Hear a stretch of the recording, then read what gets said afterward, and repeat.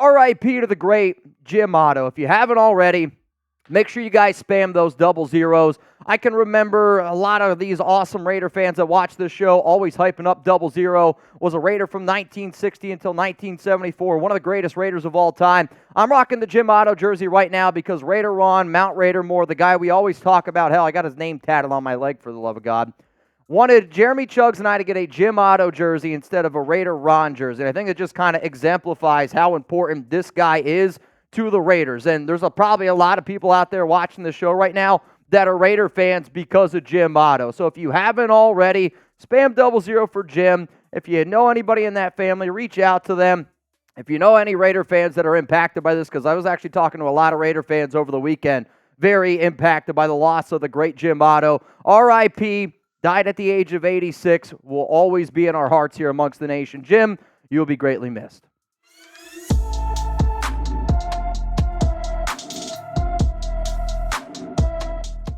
Raider Nation, what's going on? It's Mitchell Renz here, host of the Raiders Report, and coming up here on today's show, let's talk about the OTA news to know because, well, the Raiders, I thought were going to be practicing today. Unfortunately, they are not practicing. We'll kind of get into the latest going on around that. If you haven't seen Zamir White, dude is an absolute monster, continuing to bulk up, and am I a little bit too low on Zeus? And then Rashee Rice, the news that you need to know around the Kansas City Chiefs star wide receiver. So earlier last week, I talked about Raiders OTA saying that it's going to start May 20th. Today's May 20th. The Raiders did not practice today. So essentially all NFL teams, you're allowed to conduct 10 days of OTAs. No live contact is permitted, but 7-on-7, 9-on-7, and 11-on-11 drills are permitted. From what I understand, the Raiders, they just did not practice today. So the Raiders OTAs will start tomorrow, May 21st. And I'll just say it looks like that they're going to have 9 practices, not 10. Maybe they decide to make up an extra day. Maybe there was a little bit of a complication. But when the official team site says that OTA practices start on May 20th, and then the Raiders aren't starting until 21st. I don't know if there was a complication or if they're just going to add an extra practice day maybe a little bit down the road. Just something to keep in mind because I had a lot of Raider fans asking, Mitch, what's the latest going on with the OTA practice today? The latest is it starts tomorrow. Coming up here, Zamir White is really, and I mean really bulking up. I mean, we've seen videos this offseason of him curling 200 pounds, which that alone, it's insane. And he has been, man. Dude has been bulking up, putting on a lot of weight, and I don't blame him. He knows he's in a career year. He knows he's got this season to be able to prove that he can be a bell cow back, and he knows he's got big shoes to fill with Josh Jacobs. Now, anytime that we have Raiders news, whether it's OTA news, maybe there's no news around it, or anytime we're going to talk about Zamir White, if you bleed silver and black, hit that subscribe button. If you're a fan of Jim Otto, hit that subscribe button. If we're going to sit up here and say that Raider Nation is a family through and through, this is your chance to prove that we are a family through and through here. If you want videos for free all off season long, I promise you, Jeremy Chuggs and I, we got you covered. So recently I was listening to a show and JT the Brick, he was hyping up Zamir and was just talking about like how jacked he looks, and he said that he looked bigger than Micah Parsons, which I think sometimes when people hear something like that, they automatically think like, well, yeah, Zamir White is bigger than Micah Parsons. And if you look at just his arms, sure, height-wise, weight-wise, though, Micah is still clearly the bigger player. But like, one of the reasons why I thought this was interesting is because I know that the offseason at this time of the year usually is the best shape of life season, is what we say at Chat Sports, where every guy's in great shape, everybody is bulking up, and everybody's about to have a career year. But sometimes, like, I do think that you can take what people are saying and be like, well, maybe we should look into this a little bit more. And I know Zamir has been working his tail off in the offseason, in the weight room, and he's really trying to prep for a heavy workload with Antonio Pierce in this offense. But this is what JT the Brick had to say on Zamir White. Someone told me in this building, if you lined up all 32 starting running backs in the league and said, put on a tank top or take off your shirt, everyone would say, who the hell is that guy?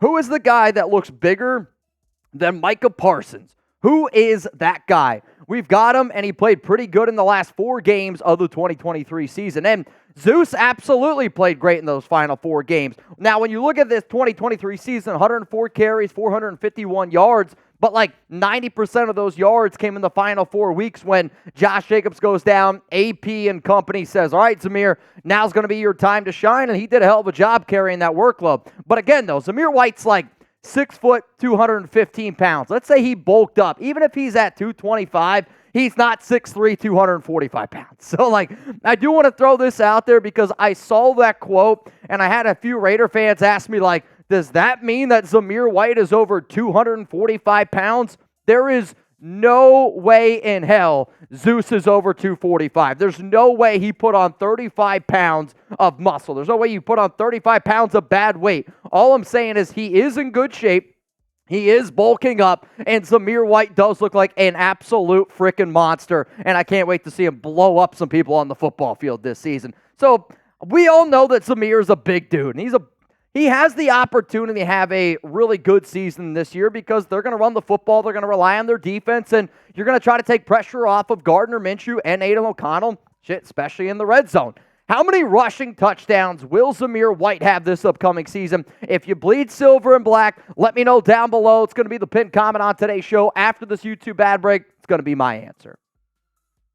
I believe Zamir White's going to have 8 rushing touchdowns this season. I did a show last week about my projections for the Raiders starting running back this upcoming season. If you haven't seen it, go check it out. It's around him potentially being a bell cow and whether or not I like that word and how many carries I think he gets, how many rushing yards I think he gets, the impact that he is going to be making on this backfield because we talk a lot about Devontae, we talk a lot about the quarterback play. The Raiders offense, if you want it to be as good as I think what we are all hoping that it can be, Zamir needs to hold on to the football and be a consistent, reliable runner. Somebody that's able to pick up 4.5 yards per carry, goes north and south, and picks up a lot of those clutch first downs. Because last season, you saw it at times, and he is bulking up. And I want a running back, and I want a player that's taking on this, like, me against the world mantra and going into a season where you know that is a prove-it year, that you know it could be a make-or-break year for Zamir White's career. And if he knows that, I'm really hoping that he has the year, not quite like what Jacobs had 2 seasons ago when he went into his career year, his make-or-break season, but I am hoping Zamir White really shows up. And coming up here on the show, I'm going to flat out say it. Am I sleeping on Zamir White's upside? I'm a fantasy football guy through and through. I'm a Raider fan through and through. And last week I did. I said that Zamir White is not going to have 1,000 yards rushing because I believe that this team is going to be a running back by committee based off of what AP, Telesco, the Raiders running back coach, all of them done. After today's show, though, I'm starting to wonder, man, shit, am I sleeping on Zamir White, and should I have him ranked a little bit higher in some of my fantasy football rankings and maybe my projections for this upcoming season? Before I get into that, though, I got to show some love to our awesome sponsor here, PrizePicks, and I had a hell of a weekend with PrizePicks. I'm not going to lie to you. I put a lot of money in my pocket. I was having some fun watching some NBA games, and I've been doing a lot of moving, unpacking, so being able to, like, watch the games, unpack, plus, like, know that I got some money with PrizePicks and all I had to do was choose more or less. Here's the thing, though. What I love is when you give me something a little bit different, and they've got specials for new and returning users alike, so all you got to do is just go to prizepicks.com/CLNS.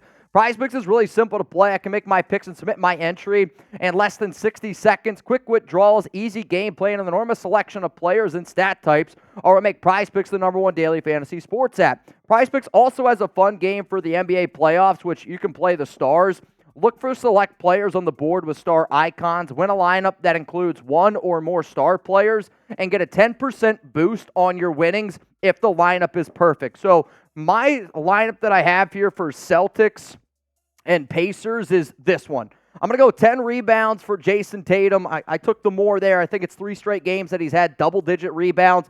Tyrese Halliburton, give me the less on points. He hasn't scored over 19.5 points this season against the Celtics. And then Drew Holiday, give me the more on 4.5 assists. If this hits, guess what? I get a 10% boost, and I get to watch this game on Tuesday. I can't wait to do it. And if anybody out there also wants to just let Jeremy and I know who's going to end up winning it all, whether you're a Mavericks fan, Celtics fan, a Pacers fan, or a Wolves fan, you can put your money where your mouth is with our awesome sponsor, PrizePicks. That link is going to be available to you all down in the comments and down in the description of today's show. Again, Again, PrizePicks is simple. You pick more or less than on 2 to 6 player stat projections. It is really that simple. PrizePicks.com/CLNS. So am I sleeping on Zamir White's upside? And I think when you do the show as long as I've done this show, and then also you sit back and you think about like all the things that have happened in your life, where I always try to write down when something happens, that way I'm prepared for it the next time. And the reason why I'm leaning into this is because I can remember all the notes that I had on Maxx Crosby when he was a 2019, when he was a rookie, and I'm like, dude, this guy is getting a lot of hype, and then he ends up turning out to be a hell of a player. Well, now you got Zamir White, and you're already finding out that he's bulking up. All the reports are that he looks really good, and he does. Like, dude looks like an absolute freaking monster. Also, does anybody remember Zamir talking about this offseason? And I will tell you exactly why I'm going to bring it up, because there is a fact of being country boy strong, and Zamir White not only looks country boy strong, he is country boy strong. I have probably got like 12 horses right now. Man, we've got hogs, we've got cows, we've got goats, we've got it all. You name it, I've got my garden. You know how to do it. My grandpa had me liking that stuff since I was born, so that's just part of me, man. I love it to death. The reason why that I'm bringing this up is because this is one of those things that is always like in my mental background, and I have said it on this show a bunch of times. Growing up when I was a kid, my family, my dad, my grandfather, again, I grew up in the middle of nowhere, Pennsylvania, Amish country, and then where I'm from, you do farm. I grew up on a horse farm myself. I worked with horses growing up, and my family used to always tell me there's two people you don't fight with. You don't fight with wrestlers or basically anybody that's got cauliflower ear, and you don't fight with farmers. So the fact that Zamir White is working on a farm and he looks the way that he does, I am telling you from just personal experience, and I know a lot of you watching right now probably are going to agree with that. Like, being country boy strong is very, very different, and the fact that he's working on a farm, getting in shape, and looks the part, I am actually starting to wonder, am I sleeping on the upside of Zamir White? Because he's going to get an opportunity, and he's going to get a lot of touches. Is his body going to be able to hang on to it? Is he going to have enough opportunities to be great? Because last season, Zamir averaged 3.21 yards after contact. That was 10th in the NFL for all running backs that ended up qualifying. My point is, though, the more and more Zamir White got work last season, the better and better he looked. What happens if you give it this 4-game sample size, you give him more work, you give him more reps, and an offense that, quite frankly, he's got more talent this season than what it did last season. Like, his running lanes are going to be better. This offensive line this year compared to last year, I do expect this offensive line to be better. You look at our skill position players, they are better. The quarterback play is going to be better. And if Zamir can go out and he can prove that he deserves to be that bell cow, that he deserves to get more touches, I think that I might have underestimated the upside that Zeus truly has. When you look at the final 4 games on a per-game basis. Now, I do this because I want to be able to show you the projections from top to bottom. He was averaging 21 carries for 99 rushing yards. That's 4.7 yards per carry and 0.25 touchdowns. If you were to take those numbers, and if you were to put them through an entire season, obviously, it's going to be some big numbers. Now, like, the touchdown numbers are going to be a little bit lower just based off of the overall production. But, like, let's face it here. If you get 357 carries, you're going to get more than 4 touchdowns, right? My point is, on a 17-game pace, he was getting 357 carries for 1,683 yards. I don't anticipate that AP and Telesco do end up giving Zamir that much work, just considering the fact of that I do consider that they're going to go with a running back by committee.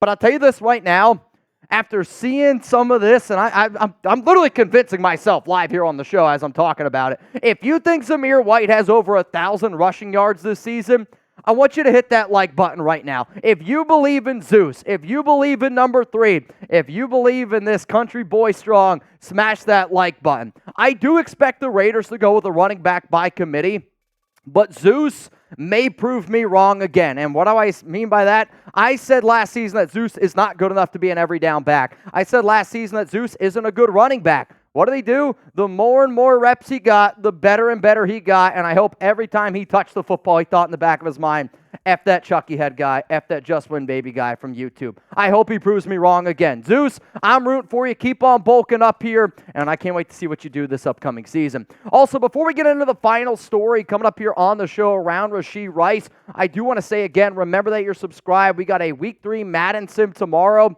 Jeremy told me it's crazier than our game against the Ravens, which I don't even know how that's even humanly possible. But make sure you're tuned in. We're going to be going live tomorrow, 4 p.m. Eastern Time, 1 p.m. Pacific. And I wanted to give you an update on what our Raiders Report live schedule looks like this week and a little bit next week. My dad is in town, and I haven't seen him in a long, long time, so no live show is going to be this Thursday, this Friday, these 2 days, and then Monday is a holiday. My dad's still in town, so no live shows. A lot next week. I will be live tomorrow, and then the next time I'll be live after that is May 28th, which we will also be doing a Madden watch party for. So the news around Rashee Rice and the Kansas City Chiefs is this.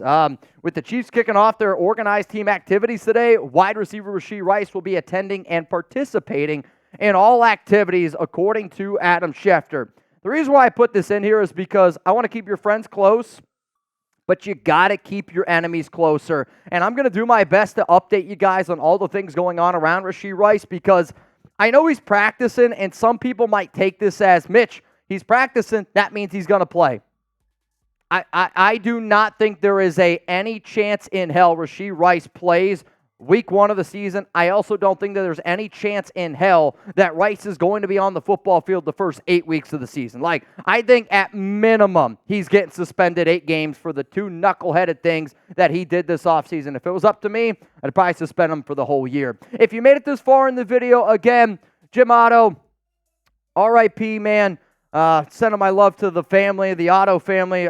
Just absolutely devastating, but he lived an amazing life at age 86 years old. If you haven't already, make sure you hit that subscribe button. And if you're not watching us live on YouTube, remember, we go live every single Monday, Tuesday, Thursday, Friday, 4 p.m. Eastern Time, 1 p.m. Pacific.